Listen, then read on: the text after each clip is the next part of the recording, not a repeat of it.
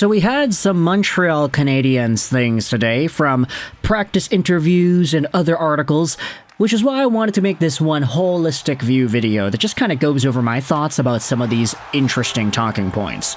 So we're heading over onto the Canadian sub because Go Habs Go 31 has a lot of the scoops here. They posted some of the quotes that we wanted to talk about and I thought were interesting here. So let's go out there and read some of the latest discussion about Canadian stuff, starting out with a more lighter quote. This is what Lane Hutson said about getting his first NHL goal puck. I'll probably just give it to my parents. It's cool to have, but it's probably safer in my parents' hands. And you know, Lane Hutson is only, 20 years old? Kinda checks out, right? Doesn't it? We can just leave it at that. We don't need to expand on that idea anymore. But getting into some actual commentary about the Canadiens and stuff, we have some talk from Nick Suzuki. He spoke out about Kirby Dach. There also was a conversation from Slafkovsky. Let's go out there and read the captain's words on Kirby Dach's season. I think that Kirby is slowly getting back to where he was last year. I think slowly but surely he is coming along. It's a major injury that he's coming back from. We just gotta give him time. I think his mindset and positivity has been going a long way for that. And I think it becomes a little easy to watch Kirby Dach play in 2024-2025 and be just overly disappointed with what he shows out there on the ice. Sure, he has looked better in different samples throughout his career, and sure, even earlier this morning, we made the video talking about the idea that the Kirby Dach trade initially, which sent him over to Montreal, was a huge mistake. Was it a nightmare for Kent Hughes because the guy that was sent over to Chicago, or the draft pick that was used to select a guy, is now doing pretty well? You can let me know your thoughts in the comment section below, or read the comment section of that prior video. But Suzuki's kind of right here. There was a really long injury that definitely takes away from what Dach is able to showcase right now. Even the top comment says, look, I hate the way he's playing, but he is still a player who was very good before that injury and who has high potential. I'm sure he's a lot more frustrated than we are. This is not a season where we'll be making the playoffs, so might as well try to get him back on track. It's good for the tank anyway. So yeah, I think he looks brutal out there, but they should continue to give him opportunities this season. Next season though, no more excuses. If Dach stinks again, then it's time to give other players opportunities. He's playing like crap, Cookie Jar 891 says, but it's not a walk in the park to come back from a total knee reconstruction. There is, for sure, a major mental block that is hindering him from playing completely free, and understandably so. Could he be playing better? Yes. Is constantly nitpicking his game actually going to make him better? Probably not. He has shown more signs in the last few games. He's been driving the play with the puck more. He's battling a little harder. So maybe I think it was appropriate to go out there and provide some sort of a cooler head perspective on Kirby Dach and the way he has progressed this season, because he certainly hasn't been progressing well, I would say. It's just, you need to give him time. And that time is not 20-something games of a season after this knee reconstruction surgery. He needs to get a little bit more than that. Who knows, maybe by the end of the season, Dach is looking like a complete other animal. We've seen this happen before, right? Like, Juraj Slafkovsky had a crazy second half of the year a little bit ago. Who's to say that's impossible with Kirby Dach? Speaking about that same Juraj Slafkovsky, we had ourselves some commentary from him too. He spoke out about his struggles earlier this morning as well. That's what I'm trying to figure out, Slaf said. I wish it was like it was. I wish everything was clicking like it was last year. But for some reason, it's not. I feel like I'm doing everything the same. It's just not going how I want.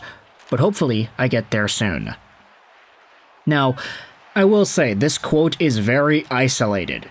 It's very depressing when you look at this comment by itself in isolation, but, you know, Slafkovsky is Slafkovsky. And we all recognize that he has a lot of confidence in himself. It's very apparent in all the interviews. So a comment like this could be seen as a little bit out of character for Uri.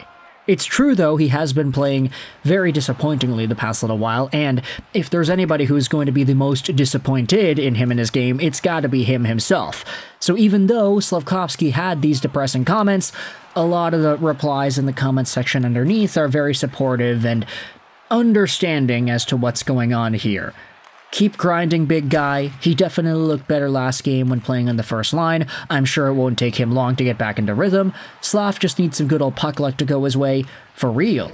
Some garbage goals and lucky bounces can shake the crap off of him and turn stuff around. I love this kid. I know he'll sort it out. He needs to skate and win his board battles. However, there were some other comments that were a little bit more critical on this, saying, hey, like, Slafkovsky could be down in the dumps, he could be a little bit depressed about the way he's talking about his season, but he's just overthinking it. He needs to go back to basic play. Mean and simple hockey. You don't need to be fancy, just give your 110% and trust your gut. Josh Anderson style, BC Grappler says. Another reply goes out there and says, what he's doing wrong is a lot of games he's not moving his feet. It's not rocket science. He's a big body, but he has to learn to be harder to play against. More mobility, more speed on the forecheck, and faster decision-making. He's always just so passive when he gets the puck. He slows down trying to find someone to dump it to instead of skating and trying to create plays himself. The big contract probably has him thinking he needs to do something more or different. He just has to remember to do what got him here. And so, with Slafkovsky, it seems a lot of this has to be mental. Like, I don't think anybody's going to look at this and say that he's not talented anymore. It's always going to be there. The guy's only 20 years old. So, obviously, there's a lot of time for Slafkovsky over the course of this contract to settle back into what made him such an effective player in the first place. But, ultimately, these are some pretty depressing comments, and I wonder where exactly this is going to go, mentally speaking, for Juraj, considering he has always been very confident in his own assessment of his game the past few years he's been a Montreal Canadien. Now finally, to end off this video, I wanted to go over to another post. This was on The Athletic, Canadiens Weekly Notebook, Alex Newhook's future, Kirby Dach's untimely penalties. The reason we are using the post made on the Habs subreddit is because this is an Athletic article, it's behind a paywall. We can't go out there and screenshot the article directly. But I wanted to talk about Alex Newhook a little bit, because there was a really interesting reply from this article that was posted in the comment section of this Reddit post. There's a really good line in this piece. When with the Colorado Avalanche, Alex Newhook could not crack the top 6, and he didn't have much time on the power play there. Newhook is a good player, but he cannot crack the top 2 lines on a cup-contending team. Newhook has a good game, and he has good hockey sense. If he continues to play well, he could be enticing trade bait at the deadline for a team looking to add. We don't build around Newhook. We trade him for additional pieces. Dach, on the other hand, yuck. He kills the play often, he makes bad hockey decisions, and he takes brutal penalties. Injured or not, he doesn't consistently make the right play. I demote him and or sit him or send him to Laval. He needs to be better. Finally, Michael Hage looks awesome, and Lane Hutson is finally getting the respect he deserves. I wanted to talk about Newhook for a bit, because a lot of those ideas are similar thoughts that we had when he was initially drafted by Colorado back in 2019. Oh yeah, Newhook is going to be a crazy center to play behind Nathan MacKinnon, and that was an idea. I mean, back in the scouting report days of Alex Newhook in 2019, we said that the way this guy carries himself on the ice, if you're looking for a player in that Jack Hughes, Connor McDavid, Nathan MacKinnon kind of mold, Alex Newhook could be that. Not like ceiling-wise, he's not going to get 100 points in a season, but the way he plays the game. How he lets his speed dictate everything he does, how he plays and charges down the ice with the puck. He was very talented in that respect, but unfortunately, it was going to be a conversation of whether or not he'd be able to dethrone either a Nazem Kadri or any other centers that were there in Colorado. Tyson Jost was still developing, whether or not he'd be able to make some sort of a long-term impact. That remained to be seen. As the years went on, though, Nathan MacDaddy MacKinnon, of course, he stayed at number 1. Nazem Kadri was there for a while, and then you had Alex Newhook, who didn't really find himself a spot to break through in the top 6. It was just too crowded there.